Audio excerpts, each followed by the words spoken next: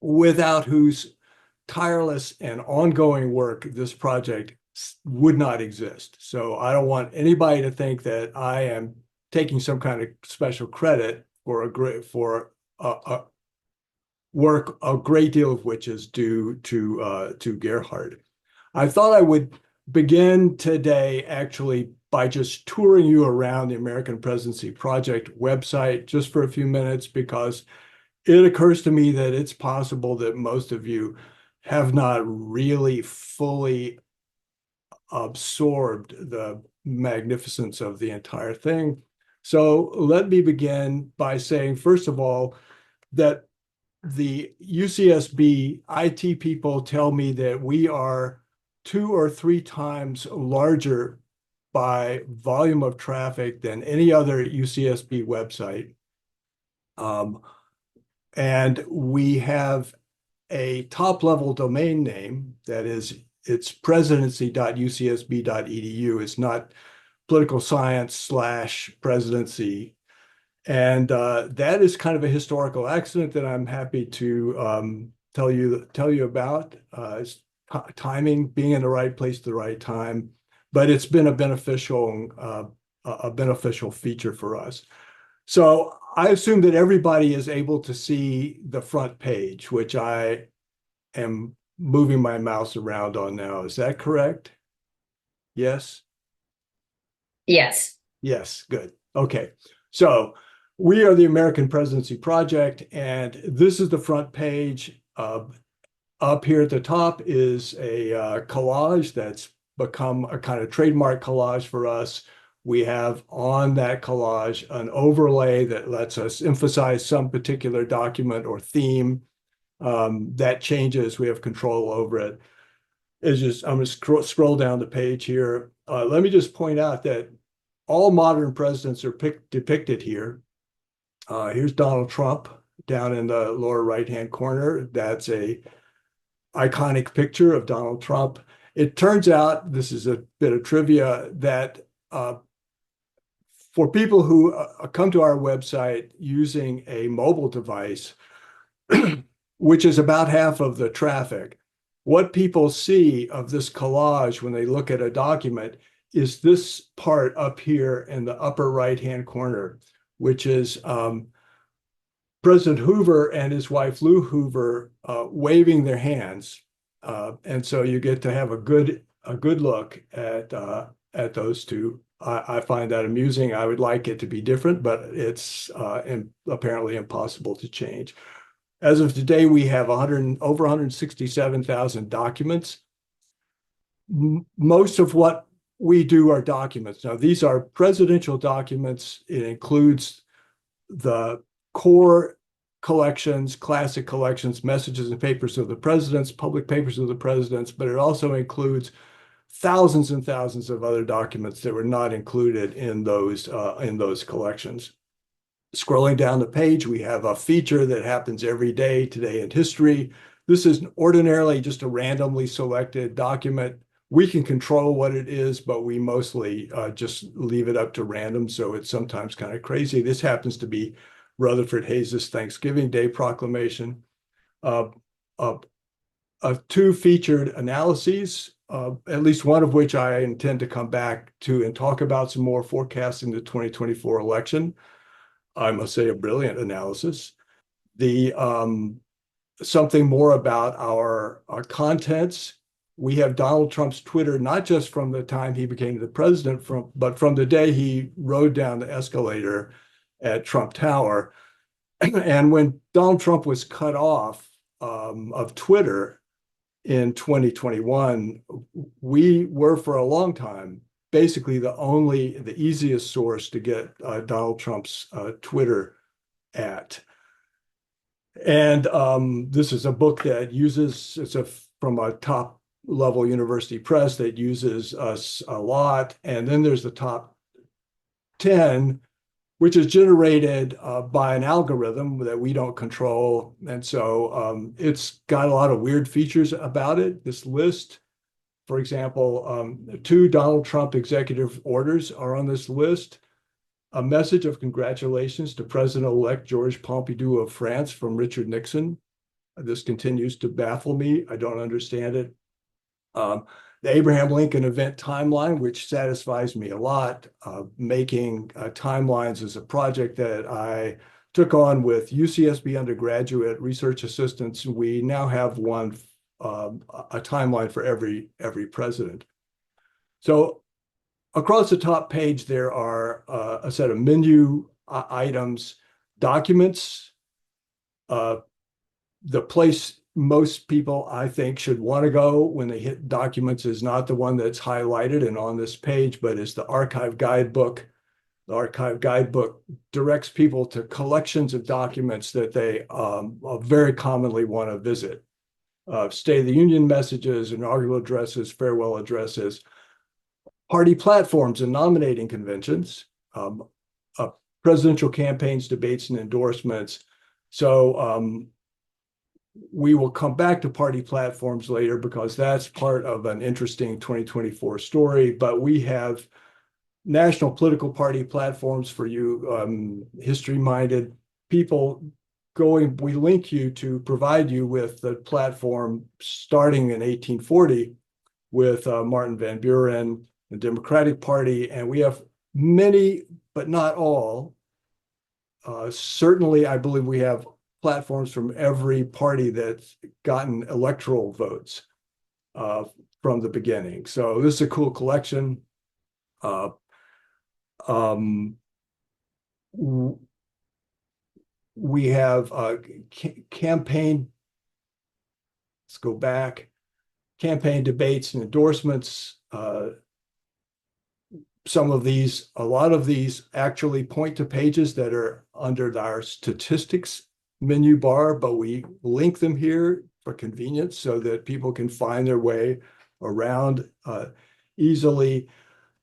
And executive orders, and the relevant executive order page is actually a statistics page, which I'll come back to in just a minute. And then we have First Lady pages, which were added in the past few years, again, with the assistance, profound assistance of undergraduate research assistants who did a lot of work and created the page and pull things together. It's a wonderful resource. One of our donors was particularly interested in this and thought this was a good idea, and I agree it's a great idea. So that's a quick view of documents. Statistics have two parts, two headings in this thing. One is elections, which is you can see we're already set up to report the 2024 election results. If you look at 2020, we have these for every election. It's a map that shows the breakdown of votes by state and a table. And so you can, it's a statistics nerd's dream, a great place to come. The other place is the data archive. And the data archive is also a rich list of interesting facts. And I want to emphasize, I'm going to mention a set of them. News conferences, I'll come back to news conferences in a couple of minutes. We have the source on the internet or a table of presidential news conferences, which became controversial for Joseph Biden. And so I'll come back and say some more about Joseph Biden and his news conferences and our participation. And I should say, by the way, we are, assiduously nonpartisan in this website. So we're trying really hard not to be partisan. And part of my story here today is that sometimes turns out to be almost impossible to do. Growth executive branch, executive orders. This page with a long essay about executive orders and how to interpret them provides totals of the numbers of executive orders of particular presidents and averages by year, sort of across a term. This is the most visited page ordinarily in the website, and this number is taken quite mistakenly by a lot of users to be a good indicator of the relative importance of unilateral presidential action for a particular administration. Presidential selection is really right on target for us here today. And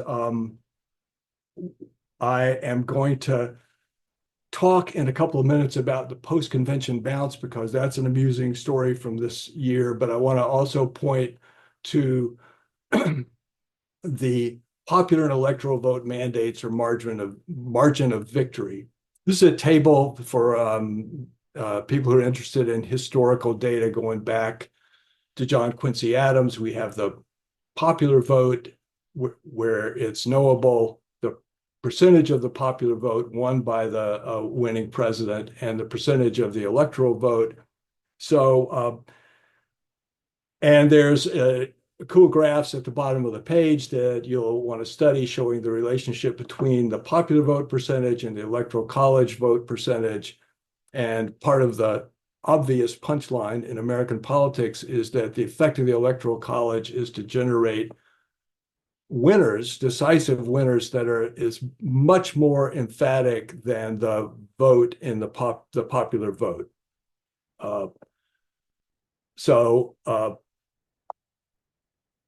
we may be looking at a really close election this time, and so we can go back to that table and try to find out how common it is that we have rather close votes, which has been true in recent elections, but not so much in previous elections.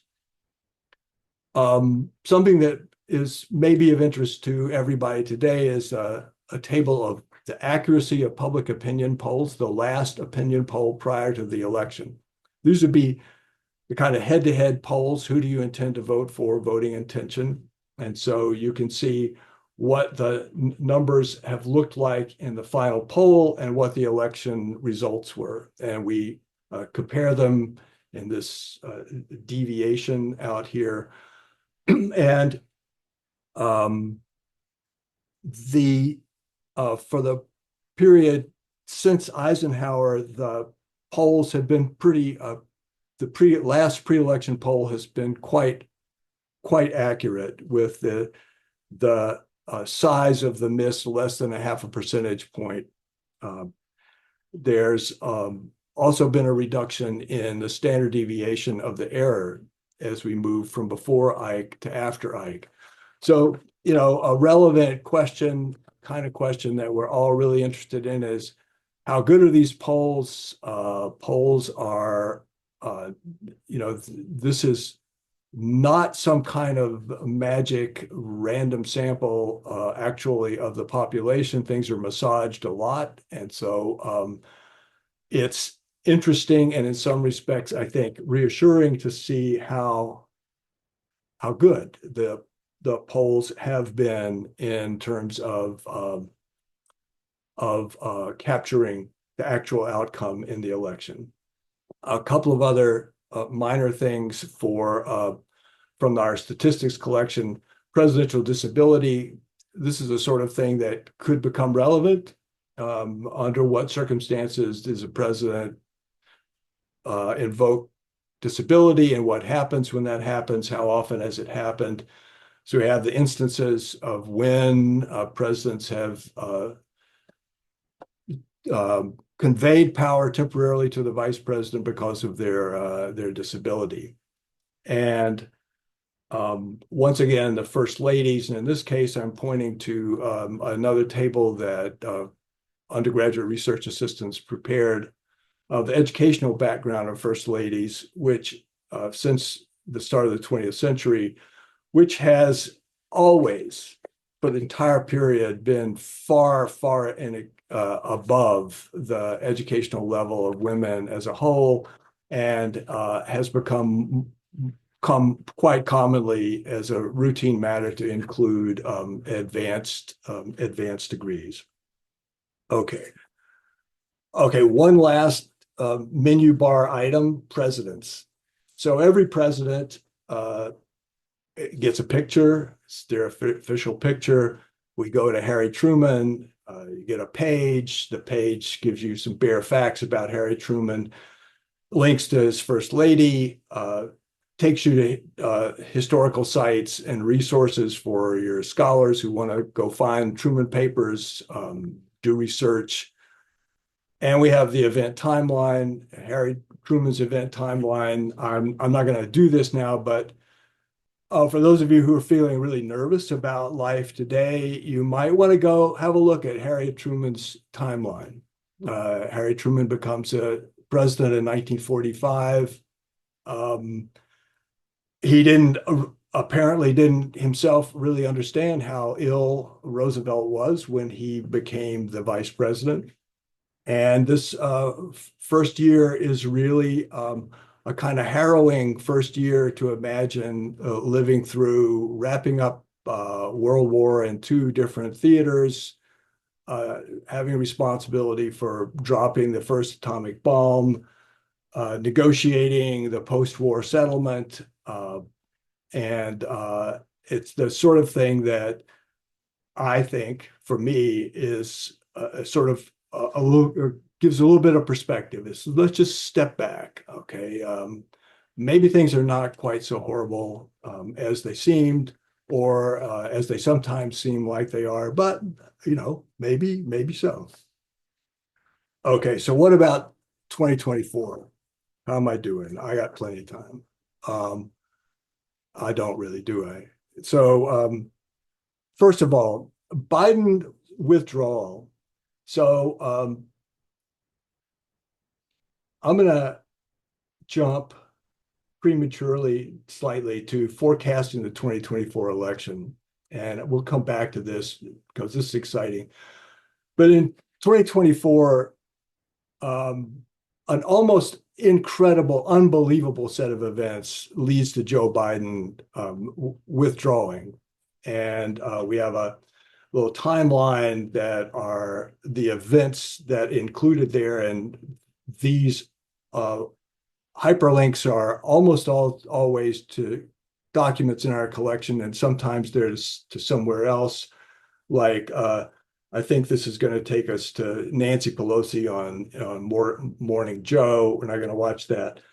And uh, and this is the sort of the story of the kind of unraveling of the Biden presidency, of candidacy, not his presidency, but his candidacy.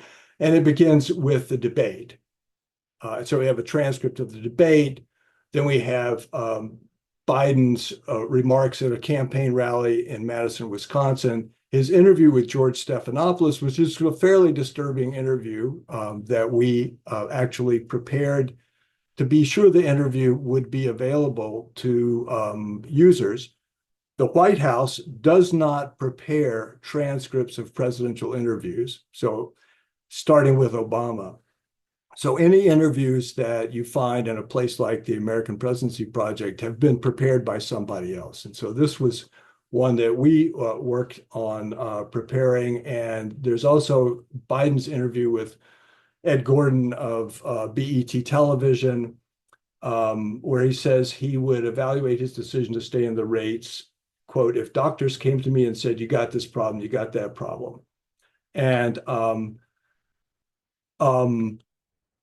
in a few days, Biden backs out. So the story, my little tiny bit of participation in this story has to do with the way the media reported on Biden's not having press conferences. So in the middle of 2023, early 2023, the major media outlets began to report that Biden was having fewer press conferences, news conferences, than any predecessor in the modern period when news conferences were being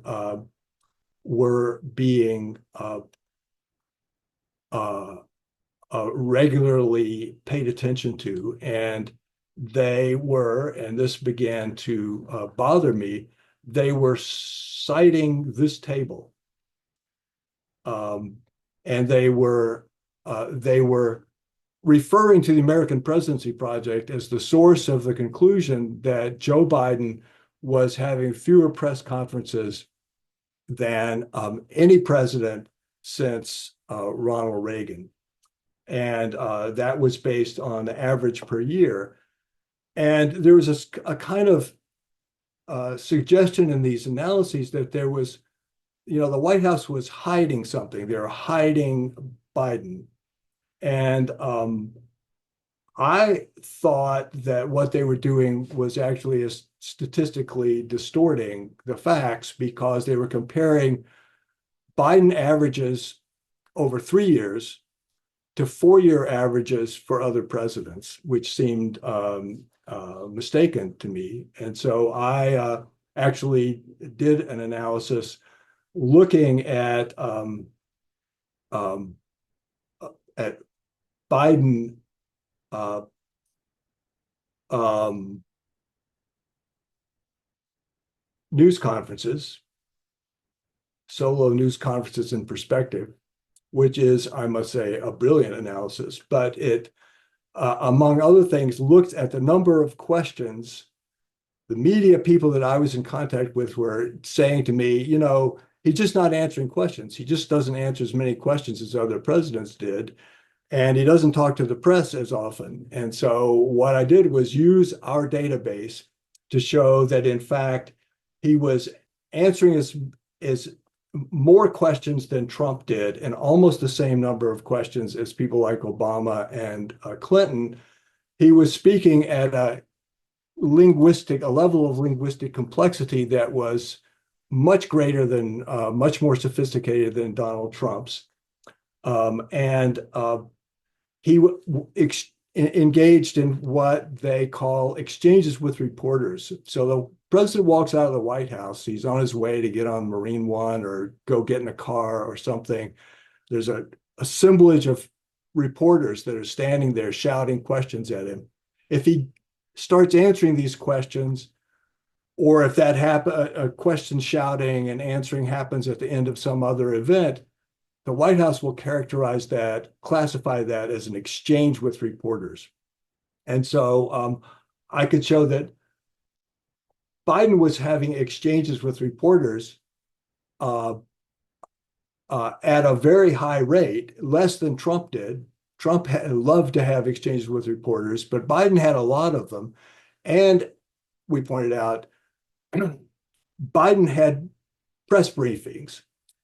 Trump, you may recall, actually canceled press briefings. He stopped having daily briefings of the press, and the media went berserk about that, but they didn't give Biden credit, it seemed to me, for restarting all of that. So I actually engaged with some of the reporters, and they backed off really on that reporting. I think in retrospect, after Biden withdrew from the campaign, they felt like they had been on the cutting edge of telling the public that Biden was not competent, but they weren't doing that. They were doing something completely different. So I had nothing to do with Biden's withdrawal, but there you go. There's that tiny little bit. Convention bounce. You may remember seeing in the data archive that we had something in our list here of convention bounce, and this is back in the day when before the internet and the social media and everything, it was still the case that a convention, even though it was totally scripted and was not suspenseful in terms of who was going to be elected, was positive for the party holding the convention in terms of shaping public opinion. So the media began to be interested in convention bounces, and political scientists began recording these things. So we just added these to the database. And so the amusing thing this year to us was we saw a lot of articles And we got contacted by reporters who wanted to know, what's the convention bounce going to be this year? Is there going to be a convention bounce and whatnot? And somebody actually said that they were waiting for us to make the call about whether there was a convention bounce. So we made the call. Here's the numbers. There was really no bounce for Kamala Harris or for Donald Trump. And but it was an instance in which we played a minor role. So another factor in which we have recently been engaged by the media has to do with endorsements. So everybody knows, right, that the Washington Post and the Los Angeles Times are not making editorial endorsements in the presidential campaign, that this caused a huge stink in the newsroom and editorial rooms, and there were some resignations in protest about that. And so we had, for several years, been collecting the editorial endorsements and sort of amusing thing to do. And I actually wrote a little essay in HuffPost that explained why I thought that editorial endorsements were a good thing for newspapers to do, even though there's absolutely no social science evidence to suggest that editorial endorsements swing elections. And so my view is, okay, so what? There's still good reasons for doing it. Anyway, 2020, we did it. We have all the data there. We have this really cool graph, and this caught the attention of a lot of newspaper people.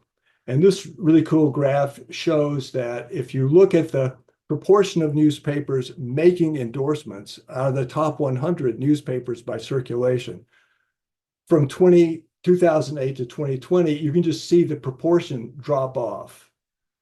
And so from 95% in 2008, it's only a little over 50% in 2020.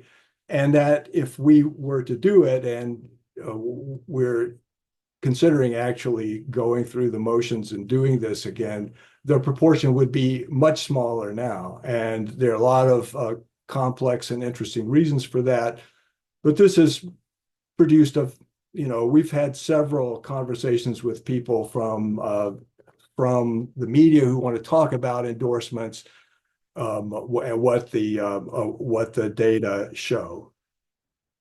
Okay, so now another thing is a surprise of finding that documents in our collection that we posted purely as archival factoids were being used and promoted in social media by partisan groups. And so here's one. Sky gets a lot of traffic and has been mentioned a lot. It used to not say Trump campaign press release. It just said press release. Press release, and it had a big picture of Donald Trump, and it said presidential candidates and so forth over here. We added the word Trump campaign when we realized that that people were referring to this. And we realized further that on social media, people were characterizing this as an analysis by the American Presidency Project, which of course is not. It's not an analysis by the American Presidency Project. So that provoked us to adding a head note and a footnote that simply points out that this is a campaign press release that is produced by the campaign, that we have it here, it's archived as a historical artifact. We haven't assessed the accuracy of the claims made one way or the other. There are a bunch of these. And there's a guy who sends me emails every now and then saying, hey, you need to take this thing down. There are people on social media saying it's an APP analysis. I don't take them down, but I do add these disclaimer notes to them, and I'm not sure that that makes a lot of difference. Um, okay, really quickly, two things. The forecast, so exciting. This forecast has been quoted and in Time Online. I don't know if Time Online is anything anybody cares about anymore, but this was a forecast that I generated in end of July, and it's simply a classroom exercise that I have done over the years with in the presidency class in the political science department. But it says that the model predicts a very narrow Democratic victory in the Electoral College, 275 votes, and in a two-party vote, 50.1% share. But there's a lot of uncertainty about these predictions. This is basically a prediction of a tie. And so ever after, I've been paying close attention to what's happening in the polls. And I have personal preferences that would lead me to be delighted to be completely wrong about this forecast, but that it has been a forecast that is borne out, and I think is actually correct. We have graphs, and these kinds of graphs have sometimes been picked up by people in the media, which is flattering. A public approval of incumbent presidents who win, public approval of incumbent presidents who lose, and the big bright blue line is Joe Biden, because the model is always of the incumbent president, the party of the incumbent president.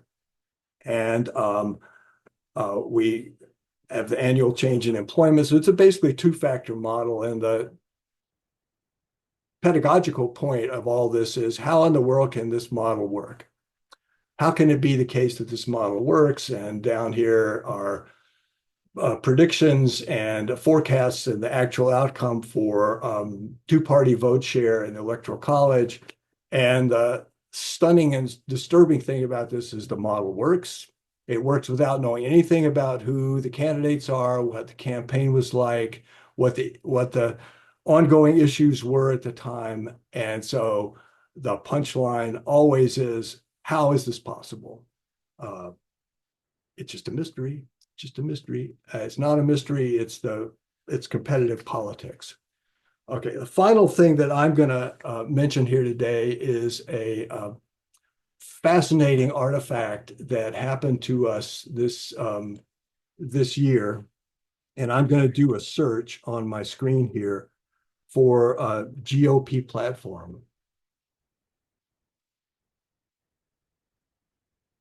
This search is I'm doing on DuckDuckGo, but this would be the same result, punchline result, if we did it on Google. And here's the deal about this search. The first thing that comes up is the American Presidency Project. The second thing that comes up is the GOP. If you did the Democrats, it would be the reverse. It'd be the Democrats first and us next. So what that did was that leads a whole lot of users to think that we are somehow the GOP, or that we're responsible for this platform. We have received notes from people criticizing elements of the platform as if they thought they were telling us that we needed to make changes in the way it was written, or the wording, or the use of capitalization. It's kind of remarkable. But what's also remarkable about it is that it's led to a steady stream of emails coming in from people who think somehow that what they're doing is communicating with the Republican Party, possibly with Donald Trump himself. Right off the bat, we got several rather passionate emails from people saying this does not take a strong enough stand on abortion, and you can be sure I'm not going to support you in this. You're letting us down. Horribly disappointed by that. Um, a bunch of people. We get these comments through a facility that appears on every document page. Um, Let me just pull up a document really quickly, and so I can show you this. So we go to a document. On every document page is report a typo. So that's true in the platform. And so a bunch of people sent back notes. They reported a typo, and they would say the whole thing is a typo. This is terrible. And so this has been a sort of fascinating social experiment, really, if you think about it, where the search engines have produced two opposite results for the two major party platforms. And one of them, we're the first result, and the other one, we're the second result all the time. We get a lot of commentary on the GOP platform. A lot of it is really pretty critical, maybe surprisingly critical, and but a lot of it is enthusiastically positive. You know how wonderful all this is. Okay. Um, on the trivia department, I saw somewhere recently, and this is with this, I will end my remarks. Uh, Kamala Harris's acceptance speech at the Democratic National Convention is the shortest on record. And we know that because we got the data. And thank you, Gerhard, for calculating those data. So, all right, Claudia. Great.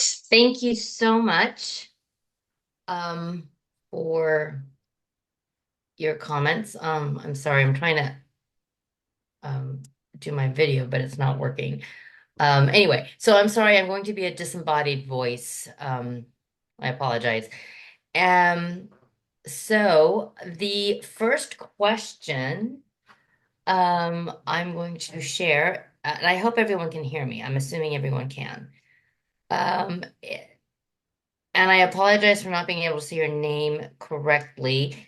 Shyam Sriram from Buffalo is joining us from Buffalo and says that his students use the APP all the time. And his question is, it's sort of not really about the election right now, but he's curious about um, Nixon. And can you confirm that there has been a renewed interest in Nixon-related research on his presidency over the last 5 years?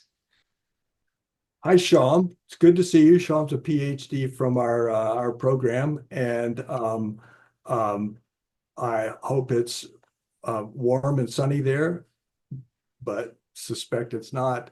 The I think there has been a lot of new interest in Nixon. There is, for example, a brand new book out by a UCSB alum who used to work for Nixon and also for Reagan, named Kenneth Kachigian, in which he talks about the two presidents. And Kachigian had the experience of being a kind of go-between between Nixon and Reagan, because Nixon was humiliated and shamed, and Reagan wouldn't have public relationship with him. But it's an old joke that I used to hear as a junior faculty member from my senior colleagues, which is that you think things are bad now, but in a few years you're going to look back on it and think it was pretty good. And I think a lot of people feel that way about Richard Nixon, because Richard Nixon just resigned rather than face impeachment. He would have been impeached and convicted, so that's a sort of different circumstance. But in a lot of respects, he he believed in the EPA, for example. So Great, thank you. The second question is from Helen Murdoch, our president of History Associates. Her request is, how does the website interact with the presidential libraries? Do you have extra information that they do not include? Do you have all the documents that they have? Um, we definitely do not have all the documents that they have. Okay. We have all of the public papers of their presidents. And when we got started, uh, many of the presidential library websites did not have digitized copies of the public papers of their presidents.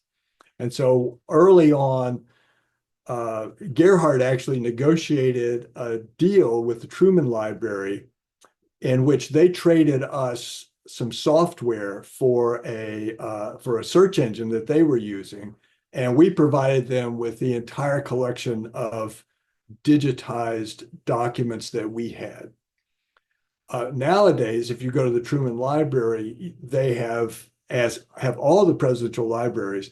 They have digitized all kinds of wonderful documentation that is not part of the public papers and is relevant to specific kinds of issues. So we don't have any special connection with them. We hear from them from time to time. If we make a mistake, on some way. Sometimes we'll hear from them. We got when the first ladies went up, we got a note from somebody at the Eisenhower Library about something about the way we talked about Mamie Eisenhower, and I was delighted. Couldn't ask for a better, more authoritative kind of source. So I would say we have a relationship that's kind of cordial. We know about each other, but it's not we're not cooperating on projects. Great. The next question is, and from Carol Murray, and how do they determine margin of error in polls? Right. So there are pretty well defined statistical um, formula for saying what the probability is that the true value of an estimate lies within a given range, given the size of the number of observations. So the bigger the sample size, the smaller the error range.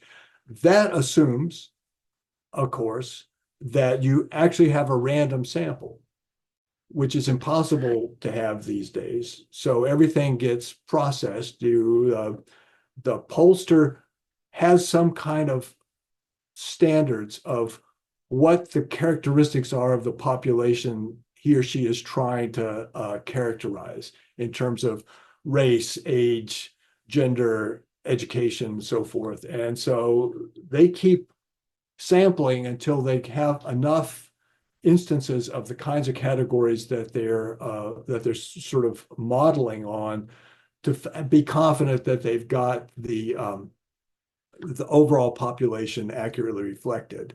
Now, cool poll result reported today from the Iowa poll says that Kamala Harris has taken the lead in Iowa by 2 or 3 points, where Trump had previously been in the lead. And this is getting a lot of press attention. And I'm enough of a sort of skeptic and cautionary person that I have two observations. One is it's still within the margin of error. And two, they're they are sampling likely voters, not just registered voters. So a thing to pay attention to when you're looking at the polls is what are they trying to characterize? So registered voters is an easier population to characterize than likely voters, because that's some proportion of the eligible population. We have a turnout table that looks at the proportion of technically eligible people, and then there's a narrower set of eligible voters that's not just age defined, but in terms of whether you're a felon or have for some other way for some other reason are ineligible to vote, even though you're within the age range and are a citizen. So it's tricky. But like I said, our data show that those polls are pretty good, but they sometimes pick losers. Great. The next question is from John Majewski. If you had more resources, what documents and statistics would you like to add to the project? Yeah, we first off, if we had more resources, honestly, we would not be adding documents. We would be adding technical staff capacity so that we could get things fixed that are broken. Because that's not free and it costs a lot of money. Right now, at the bottom of every page is a sort of suggested citation that you can look at and go, well, this is screwed up. Why don't you fix this? And the answer is, well, it's really hard to do. And that's just unbelievable. I know, but it's true. So honestly, John, I think that is the first thing we would do. But I would say that we have a big backlog of known sources of executive orders that extend back to the beginning of the presidency.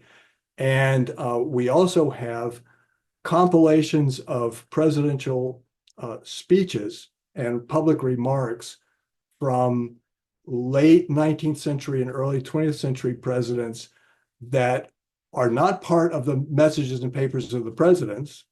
And so a bunch of people make wrong conclusions that presidents weren't talking when they were, but we don't have all of those things incorporated yet. So in terms of just extending filling in our collection, those are two kinds of directions that are already on the agenda.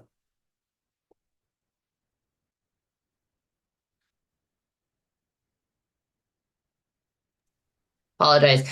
We have two more questions in the chat, and there's also one question that's going to be asked. So we'll go to the next in the chat, and we'll do those two first, and then we'll do the one that's going to actually ask you, be unmuted and ask you. So the next question is from Gail Humphreys. Can you tell us how the project is funded, and how many undergrads do you use to populate your data? Right. Um, we are hosted at UCSB. And so I can't tell you exactly what the free market value would be of that hosting. We're hosted on a big special server run by an outfit called Pantheon. We have a special search engine that's not part of the Drupal ensemble that's pasted on that also, because of the size of our database, is expensive.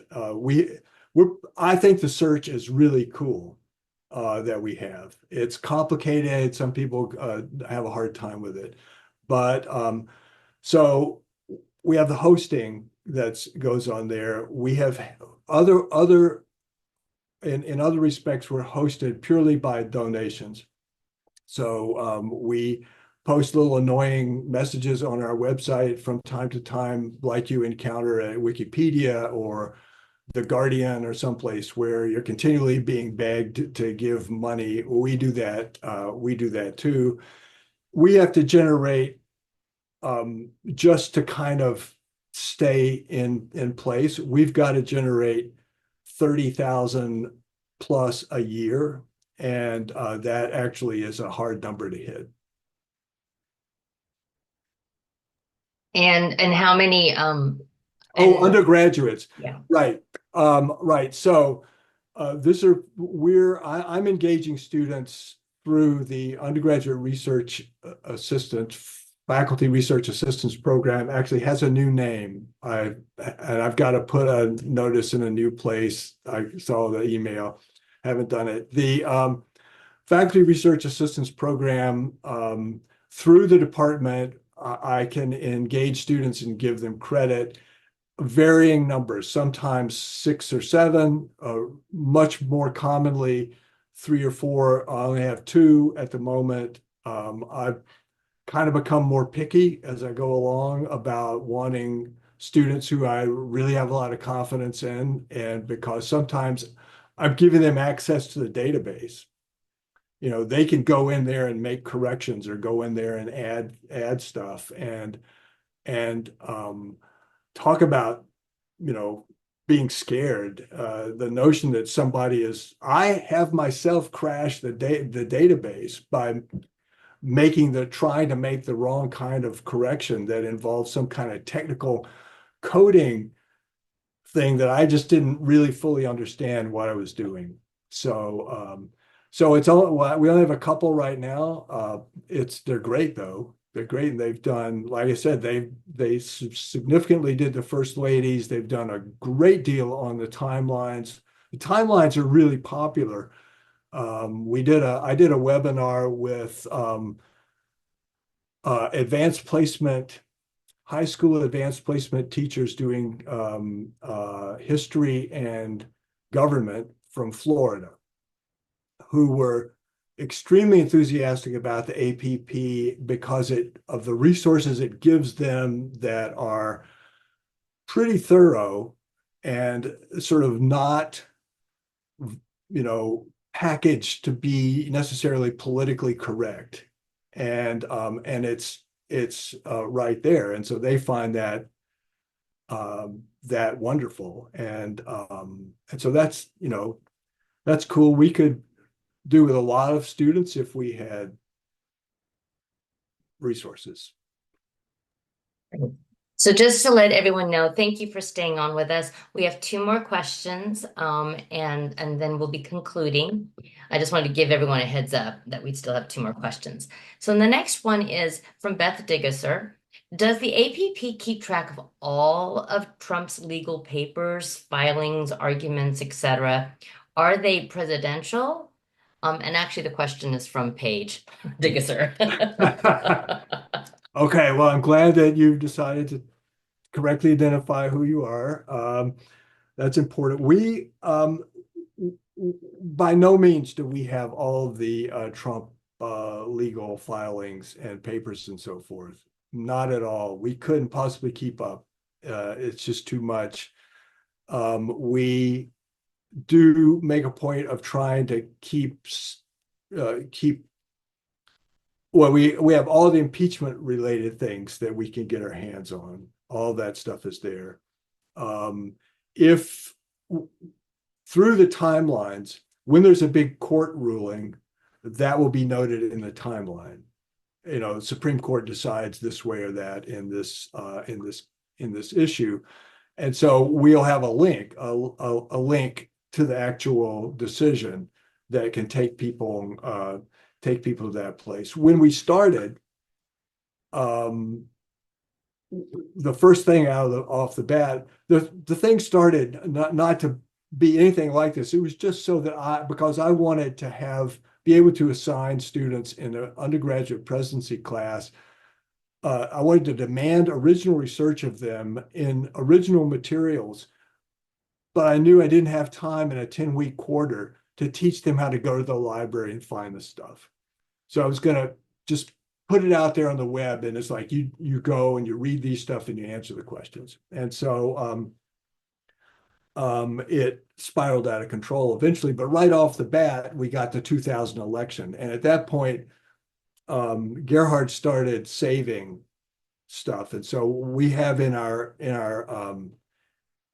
archive, we have all those 2000 election controversy papers that were filed because we could capture them. We thought they would become difficult to get. There's something that we could, with the right funding, we could assemble all the Trump legal documents. But boy, that's a big collection, really now. Many. Great. So the last question is going to be coming from Steve Humphreys. and he is actually going to speak his question in to all of us. Steve, and you're on, but you have to unmute yourself. Don't we all? And I'm hoping that Liz can help us out since there seems to be a slight problem here.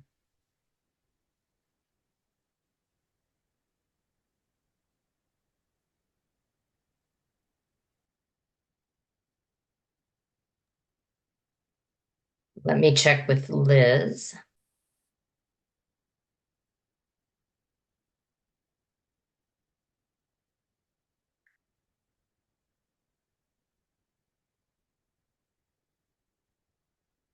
Unfortunately, I think Liz is having problems having Steve ask his questions. She can't unmute him. So I am sorry that we cannot get to Maybe Steve's Steve's just question. gonna have to type it out.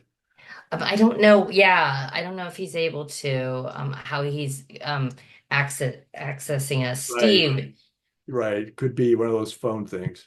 yeah, yeah.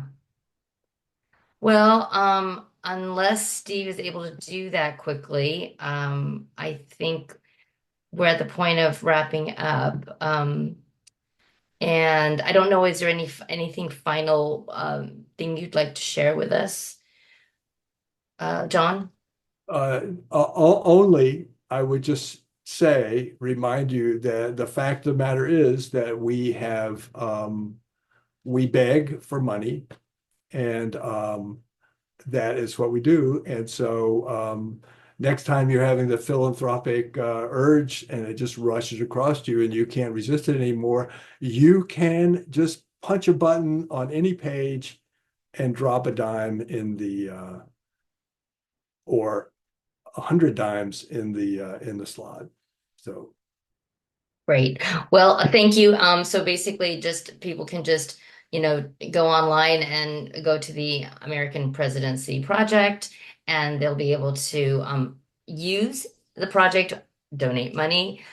Same for the History Associates. Liz Holahan did put the link for that in our chat, webinar chat, but also just put in History Associates UCSB, and it'll take you straight to our page if you'd like to join us or just learn a little bit more about us.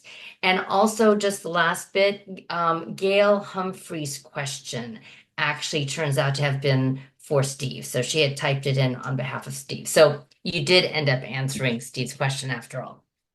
So. Anyway, thank you so very much, John, for joining us today. I really appreciate that you took the time to join us. And I found it really interesting because I'd heard of the American Presidency Project, but in today's times, it's something that I definitely will want to check out more often. So thank you very much. And thank you everyone else for joining us this afternoon. Our next talk will not be until later in February. And we're going to be having Juan Cobo Betancourt speaking on colonial history, but of South America, specifically more of what's happening between the Spaniards and the indigenous peoples at the time. I think it's going to be very interesting and it'll be happening in person in downtown Santa Barbara. More information will come out in early winter quarter about that for everyone who's in town. And of course, we will try to record it and hopefully we'll be able to have that, get the permission to have it on our website for those who are not able to join us in person. Thank you again for coming this afternoon, and I thank wish you. you all a wonderful rest of your Sunday. Bye-bye, everyone.